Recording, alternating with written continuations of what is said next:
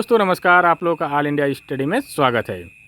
तो आज आइए हम सीटेट का मैथ पेडागोजी सेक्शन देखेंगे और साथ में व्याकरण सेक्शन भी देखेंगे। आज का जो प्रैक्टिस सेट है बहुत महत्वपूर्ण है। इसमें सभी टॉपिक को कवर किया गया है। जितना पेडागोजी सेक्शन के टॉपिक है सबको कवर किया गया है, साथ में व्याकरण भी लिया गया है जो सीटेट की परीक्षा में 6 से 7 नंबर व्याकरण पूछता है। ठीक ना। पहले हम पेडागोजी सेक्शन का करेंगे, उसके बाद हम व्याकरण करेंगे। तो आइए देखते हैं प्रश्न नंबर 1। तो देखिए प्रश्न नंबर 1 है, सुनने और लिखने की कुशलता का आकलन करने का सबसे अच्छा तरीका है। तो ऑप्शन नंबर 1 है कविता सुनकर प्रश्नों के उत्तर लिखना। बी है सुनी गई कहानी को अपने शब्दों में लिखना। और सी कह रहा है सुनी गई कहानी को शब्दशः लिखना। और डी है कविता सुनना और शब्दशः लिखना। तो कह रहा है कि सुनने और लिखने की कुशल आकलन का सबसे अच्छा तरीका कौन सा है। तो देखिए, जब बच्चा किसी सुनी हुई कहानी को अपने शब्दों में लिखता है तो इससे वो यह सिद्ध होता है कि उसने कहानी को केवल सुना ही नहीं बल्कि उसे समझा भी है, अच्छे से समझा है, तभी वो अपने शब्दों में लिख पा रहा है। ठीक ना। तो इसका सही जवाब क्या हो जाएगा? ऑप्शन नंबर बी वाला करेक्ट हो जाएगा। अगला क्वेश्चन हम लोग देखेंगे। प्रश्न नंबर 2 है। 2 कह रहा है कि सार्थक पढ़ते समय कभी कभी वाक्यों शब्दों की पुनरावृत्ति करता है। यह भाषाई व्यवहार दर्शाता है कि ऑप्शन नंबर 1 है वह अटक अटक कर ही पढ़ सकता है। बी कह रहा है वह समझ के साथ पढ़ने की कोशिश करता है। सी कह रहा है उसे लंबे शब्दों को पढ़ने में कठिनाई होती है। और डी कह रहा है वह पढ़ने में अधिक समय लेता है। तो देखिए, जब वह पुनरावृत्ति कर रहा है, जैसे कहेगा सार्थक पढ़ते समय कभी कभी वाक्य ऐसे बोलेगा, तो इसका मतलब वह पुनरावृत्ति कर रहा है। ठीक ना। तो वह क्या कर रहा है? वह समझ के साथ पढ़ने की कोशिश कर रहा है। ठीक ना। तो ऑप्शन नंबर इसका बी करेक्ट हो जाएगा। आइए प्रश्न नंबर हम लोग अगला देख लेते हैं। प्रश्न नंबर अगला है, हिंदी भाषा में आकलन का उद्देश्य नहीं है। यहाँ प्रश्न पूछा है नहीं है, ये सब ध्यान रखिएगा। ये सब चीज़ बहुत पेपर में जल्दी में गलत हो जाती है। ठीक ना। तो ऑप्शन नंबर 1 है भाषा सीखने के संदर्भ में प्रत्येक बच्चे की विशेष आवश्यकता की पहचान करना। ये तो बात ठीक है, ये सही है। बी कह रहा है भाषा सीखने सिखाने की प्रक्रिया को उन्नत बनाना। ये भी ठीक है। सी कह रहा है बच्चों की भाषागत त्रुटियों की ही पहचान करना। सिर्फ कह रहा की ही खाली त्रुटियों की पहचान करने की बात कर रहा है। ठीक ना। तो ये गलत है।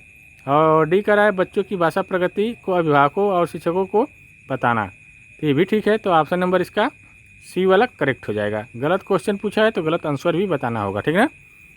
अगला क्वेश्चन देखेंगे। प्रश्न नंबर 4 है, आपके विचार में प्राथमिक स्तर पर उत्कृष्ट लेखन कार्य का उदाहरण है। ऑप्शन नंबर 1 है मेरे सपनों का भारत विषय पर अनुच्छेद लिखना। बी कह रहा है पाठ्य पुस्तक से इतर कठिन शब्दों का श्रुत लेखन। सी कह रहा है किसी आंखों देखी घटना का लिखित वर्णन करना। और डी कह रहा है छुट्टियाँ कैसे मनाई इस विषय पर अनुच्छेद लिखना।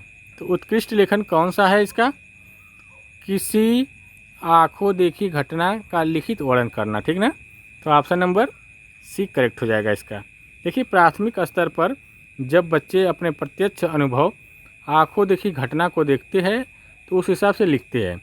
तो उनमें मौलिकता की सोच, वास्तविक जीवन का अनुभव और स्वतंत्रता अभिव्यक्ति सामने आती है। ठीक ना। आइए प्रश्न नंबर हम लोग अगला देख लेते हैं। भाषा सीखने के संदर्भ में कौन सा कथन सही है? ऑप्शन नंबर 1 है बच्चों में भाषा अर्जित करने की जन्मजात क्षमता नहीं होती। ये गलत है, होती है चामस्की के अनुसार। बी है बच्चे विद्यालय आकर ही भाषा सीखते हैं। नहीं, कोई ज़रूरी नहीं है, पास पड़ोस में भी तो भाषा सीखते हैं, परिवार में भी। और सी कह रहा है बच्चे विभिन्न संचार माध्यमों से ही भाषा सीखते हैं।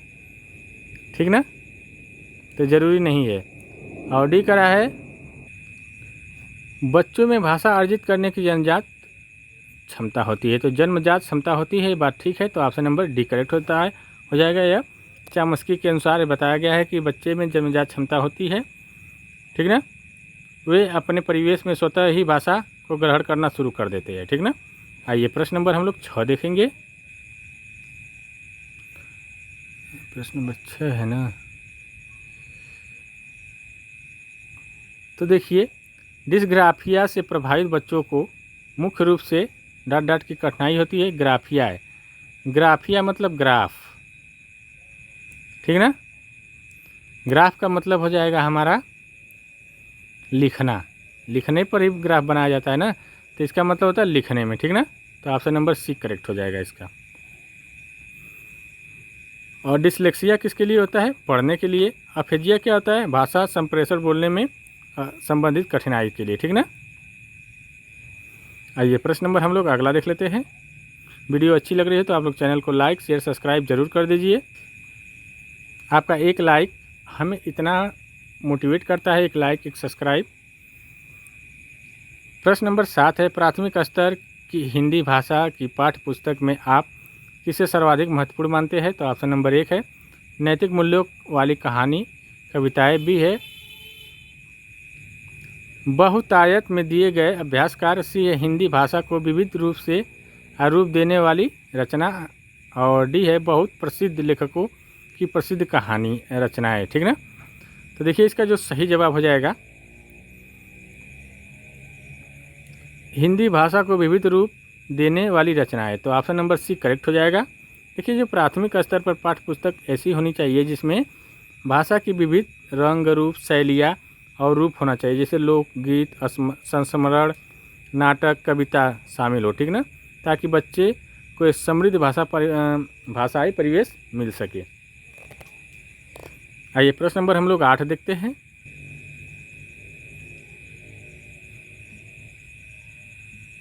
कराए बहुभाषिकता कक्षा में बच्चों की भाषाएं। ऑप्शन नंबर 1 है शिक्षक के लिए बेहद जटिल चुनौती है, गलत। बी है आकलन की प्रक्रिया को बाधित करती है, नहीं। सी है भाषा सीखने की प्रक्रिया को बाधित करती है, नहीं। संसाधन के रूप में कार्य करती है, तो ये संसाधन के रूप में कार्य करती है, ठीक ना। तो ऑप्शन नंबर डी करेक्ट हो जाएगा। देखिए जो संसाधन के रूप में कार्य करती है, इसमें क्या होता है, बच्चे एक दूसरे की भाषा को और संस्कृति को सीखते हैं तथा उनका जो शब्द भंडार में भी वृद्धि होती है, ठीक ना। आइए प्रश्न नंबर हम लोग 9 देखेंगे। भाषा सीखने और भाषा अर्जित करने में मुख्य अंतर आधार है। तो ऑप्शन नंबर है भाषा का लिखित आकलन, भाषा का उपलब्ध परिवेश, और सी करा है भाषा की जटिल संरचनाएं और भाषा की पाठ्यपुस्तक। सीखने और अर्जित करने में जो मुख्य अंतर है कौन सा है? भाषा का उपलब्ध परिवेश, ठीक ना। तो ऑप्शन नंबर बी करेक्ट हो जाएगा। देखिए भाषा अर्जन क्या होता है? भाषा अर्जन जो होता है अनौपचारिक और सहज रूप से प्राकृतिक परिवेश घर समाज में होती है, ठीक ना। जो भाषा अधिगम होता है वो औपचारिक रूप से नियमों पाठ्यपुस्तकों और विद्यालय के माहौल में होता है, ठीक ना। तो इन दोनों में के बीच जो अंतर है वह क्या है? परिवेश का, ठीक ना। आइए प्रश्न नंबर हम लोग 10 देखेंगे। प्राथमिक स्तर पर हिंदी भाषा सीखने के लिए सबसे ज़रूरी क्या है? ठीक ना। तो ऑप्शन नंबर ए है कक्षा में रंगीन पाठ्य पुस्तक, कक्षा में प्रिंट समृद्ध परिवेश, कक्षा में लिखित आकलन, भाषा शिक्षक का भाषा ज्ञान, ठीक ना। तो देखिए जो प्राथमिक स्तर पर हिंदी सीखने का सबसे अच्छा और सबसे ज़रूरी जो है वह क्या है? कक्षा में प्रिंट समृद्ध परिवेश। तो ऑप्शन नंबर इसका भी करेक्ट हो जाएगा। देखिए प्रिंट समृद्ध परिवेश जैसे दीवारों पर चार्ट पोस्टर बाल साहित्य लेवल ये सब लगाना, ठीक ना, जिससे बार बार बच्चा उसके संपर्क में आए और देखे, जिससे वह प्रभावित हो और सहज तरीके से वह सीख सके भाषा को, ठीक ना। आइए प्रश्न नंबर हम लोग 10 देखेंगे। 10 हो गया ना, 11।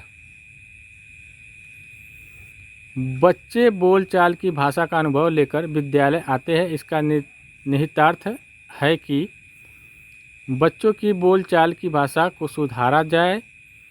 बी कह रहा है बच्चों की भाषाई अनुभवों का उचित प्रयोग किया जाए। सी कह रहा है बच्चों के भाषाई अनुभवों को कक्षा के बाहर रखा जाए। और डी करा है बच्चों को बोलचाल की भाषा न सिखाई जाए। तो ये न सिखाई जाए गलत, ये सुधारा जाए ये भी गलत, और हमारा ये भी गलत हो जाएगा।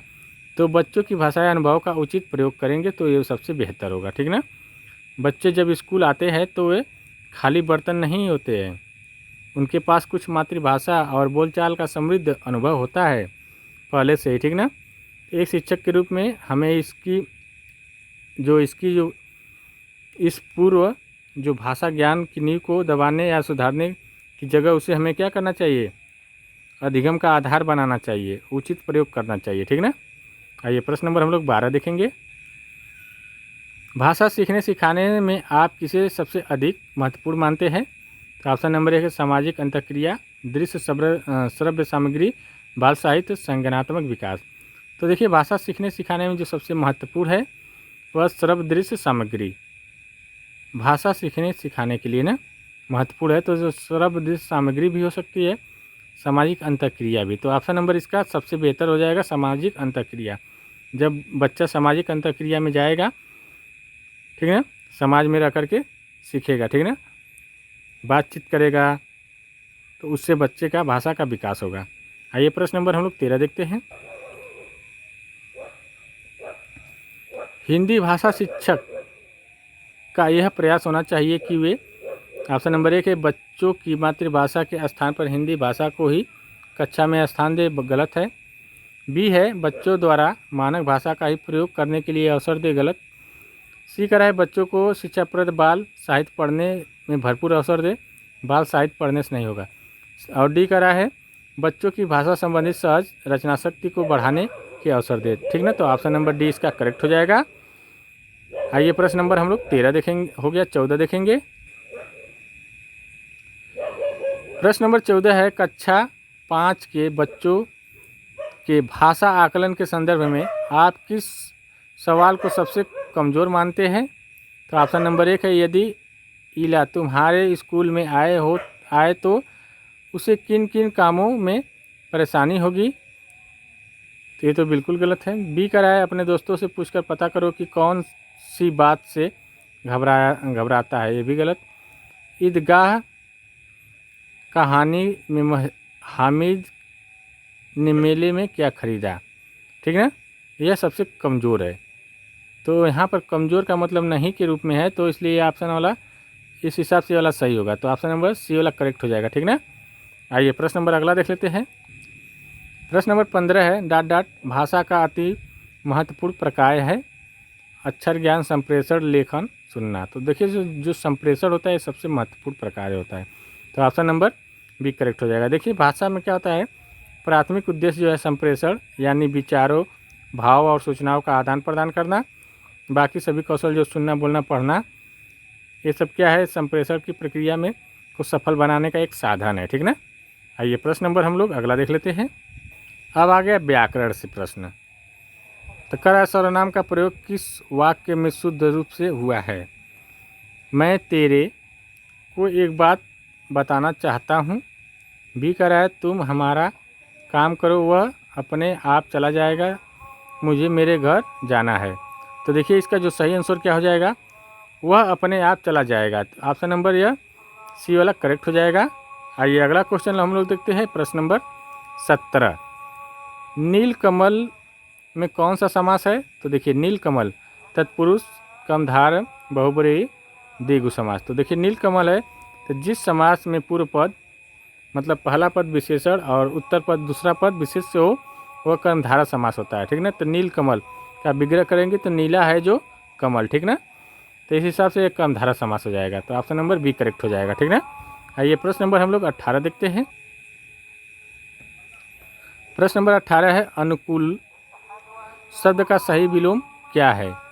प्रतिकूल, समकूल, अनुकूल, अकूल, अरे अनुकूलित। तो देखिए अनुकूल का जो विलोम होगा वह प्रतिकूल हो जाएगा, ठीक ना। अनुकूल का अर्थ होता है परिस्थितियों के अनुसार या पक्ष में होना, जबकि इसका जो विपरीत होता है प्रतिकूल का मतलब होता है इसके खिलाफ, ठीक ना। आइए प्रश्न नंबर हम लोग 19 देखते हैं। सूर्योदय शब्द का सही संधि विच्छेद क्या होगा? सूर्य प्लस उदय, सूर्य प्लस उदय, सूर्य प्लस उदय, सूरज प्लस उदय, तो सूर्योदय का जो होगा सूर्य प्लस उदय, ठीक ना। तो ऑप्शन नंबर सी वाला करेक्ट हो जाएगा। यह गुण संधि है, ठीक ना। आइए प्रश्न नंबर हम लोग अगला देखते हैं। प्रश्न नंबर 20 है, निम्नलिखित में से कौन सा शब्द तत्सम है। तत्सम पूछ रहा है, तो ऑप्शन नंबर कान, अग्नि, आग, खेत। तो देखिए अग्नि जो है यह तत्सम है, इसका तद्भव जो होता है आग होगा, ठीक ना। आइए प्रश्न नंबर हम लोग अगला देख लेते हैं। प्रश्न नंबर 21। वीडियो अच्छी लग रही है तो आप लोग चैनल को लाइक शेयर सब्सक्राइब जरूर कर लीजिए। बच्चा रो रहा है, इस वाक्य में कौन सी क्रिया है। तो सकर्मक क्रिया, अकर्मक क्रिया, द्विकर्मक क्रिया, संयुक्त क्रिया।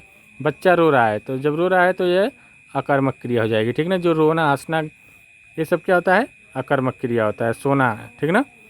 आइए अगला क्वेश्चन देखते हैं। पेड़ से पत्ता गिरा, इस वाक्य में से किस कारक का चिन्ह है। तो ऑप्शन नंबर 1 है करण कारक, अपादान कारक, संबंध कारक, अधिकरण कारक। तो देखिए इसमें जो है पेड़ से पत्ता गिरा तो अलगाव की बात हो रही है, तो अपादान कारक हो जाएगा, ठीक ना। आइए अगला क्वेश्चन हम लोग देखते हैं। प्रश्न नंबर 23। पौन शब्द का सही संधि विच्छेद है। तो ऑप्शन नंबर पौधन वन, पोधन अन, पौधन अन, पावधन अन, पावधन न। तो पोधन अन जो है पवन होगा, ठीक ना। यह अयादि संधि है, ठीक ना। आइए अगला क्वेश्चन देख लेते हैं। अत्यधिक शब्द में कौन सा उपसर्ग लगा है। तो देखिए अत्य, अति, अधिक, तो अति जो है उपसर्ग लगा हुआ है, ठीक ना। आइए अगला क्वेश्चन देखते हैं। प्रश्न नंबर 25। निम्नलिखित में से स्त्रीलिंग शब्द का चयन कीजिए। पानी, दही, हवा, मोती। तो देखिए जो हवा है यह स्त्रीलिंग हो जाएगा और जो पानी, दही और मोती जो है यह अपवाद स्वरूप पुल्लिंग हो जाएगा, ठीक ना। तो जो हवा स्त्रीलिंग है, तो इसका जो सही जवाब हो जाएगा ऑप्शन नंबर सी वाला करेक्ट हो जाएगा, ठीक ना। आइए हम लोग प्रश्न नंबर 26 देख लेते हैं। प्रश्न नंबर 26 है, 10 आनंद, 10 है आनंद जिनके अर्थात रावण, एक कौन सा समास है। तो ऑप्शन नंबर 1 है बहुब्रीहि समास, द्विगु समास, द्वंद्व समास और तत्पुरुष समास। तो देखिए 10 आनंद का मतलब है जिनके जिस समास में दोनों पद मिलकर किसी तीसरे शब्द का अर्थ निकालते हैं वह बहुब्रीहि समास होता है, ठीक ना। तो दशानन का मतलब रावण, तो इसलिए इसका जो सही जवाब हो जाएगा ऑप्शन नंबर 1 करेक्ट हो जाएगा, ठीक ना। आइए प्रश्न नंबर हम लोग 27 देखेंगे। सुंदर शब्द की भाववाचक संज्ञा क्या होगी। तो ऑप्शन नंबर है सुंदरी, सुंदरता, सौंदर्य, सुदर्शन। तो सुंदर का जो भाववाचक संज्ञा होगी सुंदरता, बूढ़ा का बुढ़ापा, ठीक ना, ऐसे होता है। तो इसका जो सही जवाब ऑप्शन नंबर बी वाला करेक्ट हो जाएगा। प्रश्न नंबर हम लोग 28 देख लेते हैं। जो सब कुछ जानता हो, वाक्य के लिए एक शब्द क्या होगा। अल्पज्ञ, सर्वज्ञ, अज्ञ, विज्ञ। तो सर्वज्ञ जो सब कुछ जानता है उसको सर्वज्ञ बोलते हैं, ठीक ना। अल्पज्ञ क्या होगा, बहुत थोड़ा जानने वाला, अज्ञ मतलब कुछ ना जानने वाला, ठीक ना। आइए प्रश्न नंबर हम लोग 28 देख लेते हैं, 29। आंखें दिखाना मुहावरे का सही अर्थ। प्रेम करना, आंखों की जांच कराना, गुस्सा करना या डराना, या ध्यान से देखना। तो देखिए इसका जो सही जवाब हो जाएगा गुस्सा करना। आंखें दिखाना, गुस्सा करना, ठीक ना। आंख दिखाओ तो काम के मरबा का मतलब गुस्सा कर रहे हो का, यहाँ ये अर्थ निकल रहा है, ठीक ना। देखियो ना, आग थे गई हमके गुस्सा करबा, ऐसे होता है ना, तो वही है। आइए प्रश्न नंबर लास्ट देख लेते हैं, आज का 30वां क्वेश्चन। पठनी शब्द में कौन सा प्रत्यय है। नीय, अनीय, नीय, अनीय। तो देखिए पठनी में अनीय है, तो ऑप्शन नंबर सी करेक्ट हो जाएगा, ठीक ना। तो ये पठ धातु का है। तो वीडियो अच्छी लगी हो तो चैनल को आप लोग लाइक शेयर सब्सक्राइब करिए और मिलते हैं अगले वीडियो में, तब तक के लिए नमस्कार।